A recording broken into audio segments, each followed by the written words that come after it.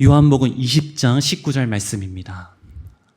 오늘 이 말씀을 읽으실 때 정말 이 말씀을 통해서, 아니 이 말씀 자체이신 그 하나님께서 지금 나에게 세밀하게 말씀하시는 그 음성을 듣기를 간절히 원합니다.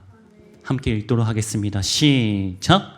이날 곧 안식 후 첫날 저녁 때에 제자들이 유대인들을 두려워하여 모인 곳에 문들을 닫았더니 예수께서 오사 가운데 서서 가라사대 너희에게 평강이 있을지어다. 아멘. 오늘 말씀을 보도록 하겠습니다. 오늘 말씀의 제목은 뭐냐면 사바이디입니다. 한번 해볼까요? 사바이디. 딱 보시면 어느 나라 인사 같죠? 라오스 같죠? 그쵸? 번역을 하면 안녕하세요 라는 뜻이에요. 사바이디란 말은 라오어로 평안을 기원합니다 라는 인사 말입니다. 한국에서는 어떻게 인사하죠? 서로 인사할 때 안녕하세요 라고 말을 합니다. 이 말은 평안할 안자 또 평안할 영, 즉 평안을 기원하는 인사말입니다.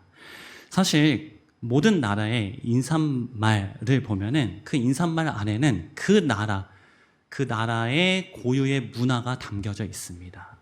우리가 네팔에서 인사말이 혹시 기억을 하시나요? 뭐였죠?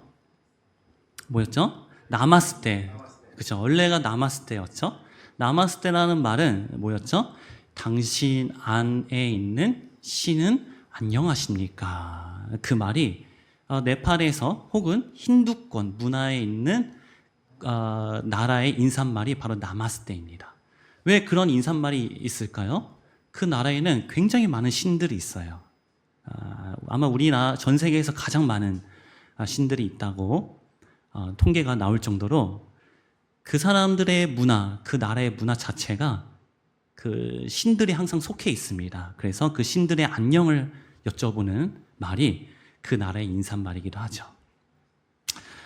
그러니까 이렇게 우리나라도 예전에 50년대 한 그 전 60년대 한참 우리나라가 힘들었을 때 인사말이 식사하셨습니까? 잘 계시지요? 라는 그 말 속에 사실은 지금도 잘 살아 계시나요? 그러니까 생명을 물어보는 그런 의미가 담겨져 있다는 것이죠. 왜냐하면 그때 당시에 우리나라는 굉장히 힘들었던, 하루하루 먹고 살기도 힘들었던 시대이기 때문에 그런 안부를 물어보는 게 인사말로 자리를 잡았다는 것이죠.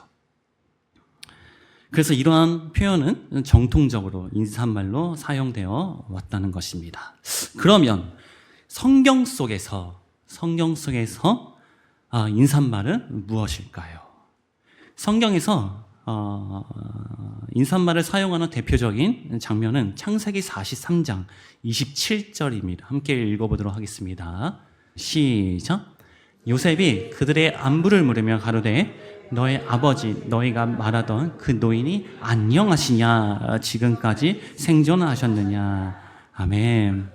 요셉은 우리가 알다시피 어린 시절 형들에게 버림받아 아버지와 헤어졌고 오랜 시간이 지나 총리가 된 이후에 다시 형들과 재회합니다. 그는 형들에게 아버지의 안부를 물으며 이렇게 물어봅니다. 안녕하시냐? 그 인사말 속에는 아버지에 대한 깊은 그리움과 평안을 기원하는 간절한 소망이 담겨 있습니다. 이때 사용된 히브리어 언어가 바로 샬롬입니다. 샬롬. 신약에서는 이 샬롬이 하나님께서 어떻게 사용하실까요? 그러면 요한복음 20장 19절 보도록 하겠습니다. 시작! 이날 곧 안식 후 첫날 저녁 때에 제자들이 유대인들을 두려워하여 모인 곳에 문들을 닫았더니 예수께서 오사 가운데 서서 가라사대 너희에게 평강이 있을지어다. 아멘. 예수님께서 이렇게 물어보세요. 너희에게 평강이 있을지어다. 구약으로 말하면 너희에게 샬롬이 있을지어다. 이 신약 성경에서 히브리어 샬롬은 헬라어로 에이레네로 번역이 됩니다. 그래서 여기서 평강이 있을지어가 있으시다라는 말이 바로 에이레네, 구약에서는 샬롬입니다. 예수님께서 이 본문을 보면은 제자들에게 평강이 있을지어다 라고 말씀하십니다.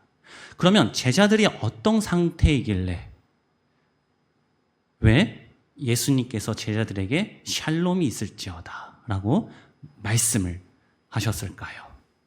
예수님께서 십자가에 달려 죽으신 뒤 그들은 자신들의 희망이었던 혹은 전부였던 육체의 예수님이 죽었다고 생각하며 절망에 빠져 있었습니다. 즉, 자신들의 생각 속에 완전히 갇혀 있었고, 이들은 우리가 자신 생각에 눈에 보이는 예수님이 죽었기 때문에 예수님이 없어졌다라고 생각을 했기 때문에 지금 본문의 말씀처럼 폐쇄된 공간에 숨어 있었던 것입니다.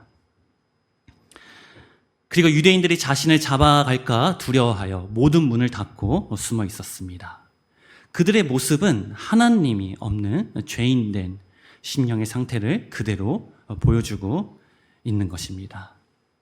그런 제자들에게 부활하신 예수님께서 오셔서 말씀하십니다. 평강이 있을지어다. 오늘 요한복음 20장 19절 다시 한번 보도록 하겠습니다. 시작. 이날 안식 후 첫날 저녁 때 제자들이 유대인들을 두려워하여 모인 곳에 문들을 닫았더니 예수께서 오사 가운데 서서 가라사대 너희에게 평강이 있을지어다. 아멘. 이 말씀이 여러분들 굉장히 중요합니다. 즉 샬롬이라는 관점에서 봤을 때 왜 예수님께서 자신의 생각에 흙에 매몰되어 있는 제자들에게 파묻혀 있는 이 제자들에게 나타나서 평강이 있을지어다 라고 말씀하셨을까? 근데 왜 하필 부활하신 예수님께서 오셔서 이게 말씀을 하셨을까? 사실 여기 있는 모든 사람들은 하나님을 믿는다라는 것은 곧 우리 가운데 샬롬이 있다라는 것입니다. 그러면 그 샬롬이 뭐냐면 지금 우리가 겪고 있는 혹은 우리가 힘들다, 우리가 죽겠다라고 생각하는 그 문제를 해결할 수 있는 근본적인 원인이 바로 이 샬롬이라는 것입니다. 그런 의미에서 오늘 이 본문 말씀이 굉장히 중요합니다. 요한복음 20장 19절 보면은 예수님이 오신 시점이 안식 후 첫날 저녁 때입니다. 이는 요한복음 20장 1절과 연결이 됩니다. 함께 보도록 하겠습니다. 시작. 안식 후 첫날 이른 아침 아직 어두울 때 막달라 마리아가 무덤에 와서 돌이 무덤에서 옮겨간 것을 보고 아멘. 이 본문은 우리가 너무나 잘 알다시피 마태복음 28장 1절과도 연결이 됩니다. 이 시점은 즉 안식 후 첫날 이른 아침 이 시점은 부활로 인해 예수님의 부활로 인해 유대인들이 인식하고 있던 그 안식의 개념이 부활하신 하나님의 관점으로 완전히 새롭게 된 때입니다.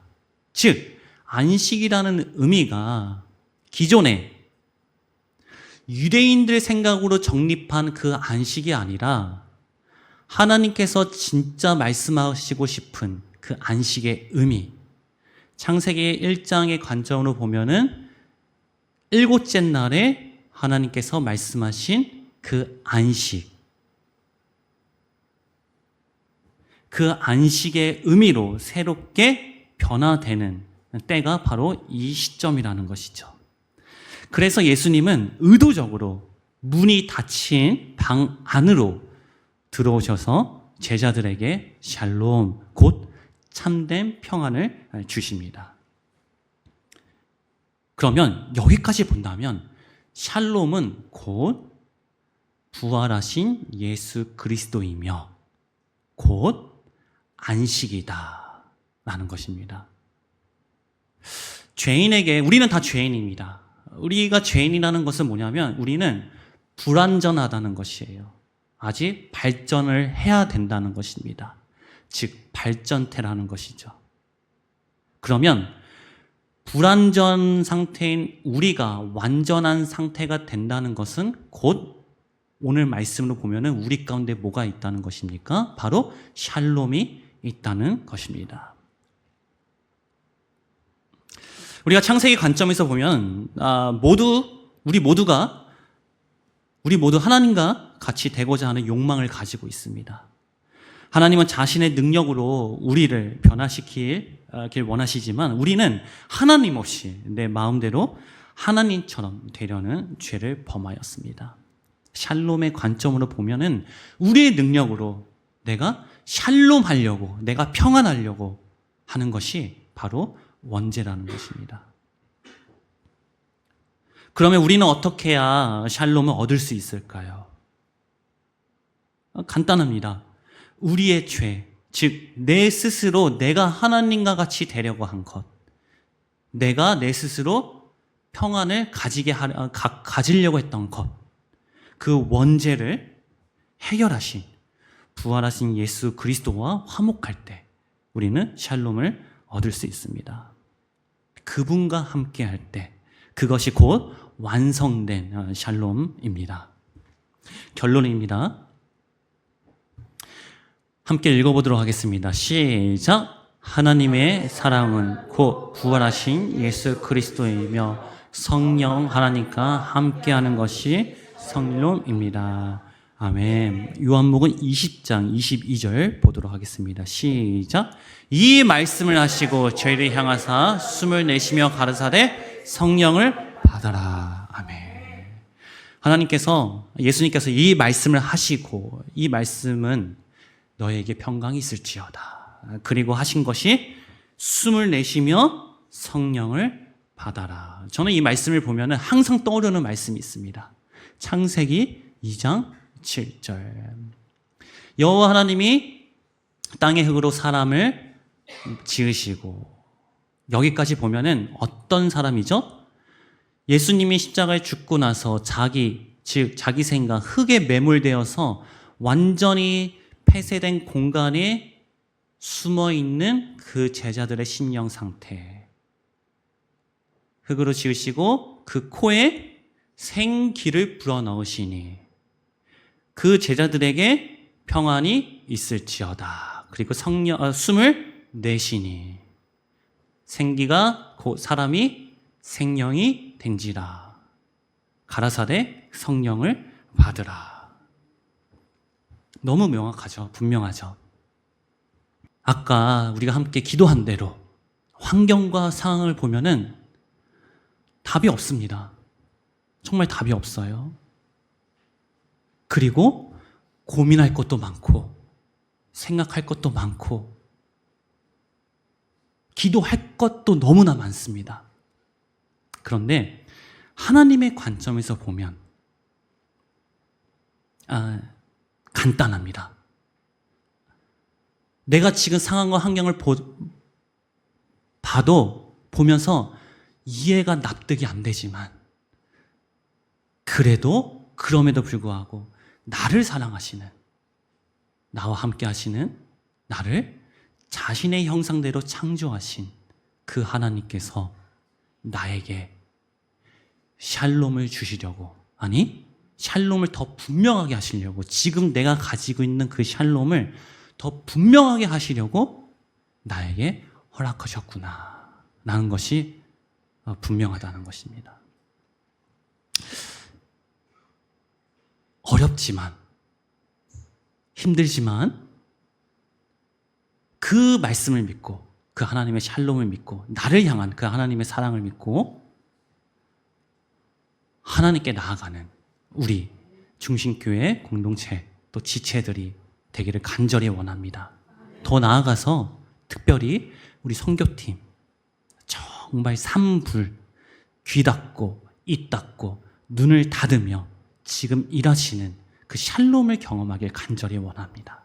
특별히 지금 알게 모르게 너무 공고한 중에 육적으로, 영적으로 힘든 가운데 있는 우리 사랑하는 지체들, 헤아릴 수 없지만은, 내가 그 상황이 안 돼봐서 다 뭐라고 위로할 수 없지만은, 그럼에도 불구하고 그 자리에 분명하게 우리를, 그분을 사랑하시는 하나님이 함께 하신다는 그 믿음으로 우리가 함께 기도하고 나아가길 간절히 원합니다.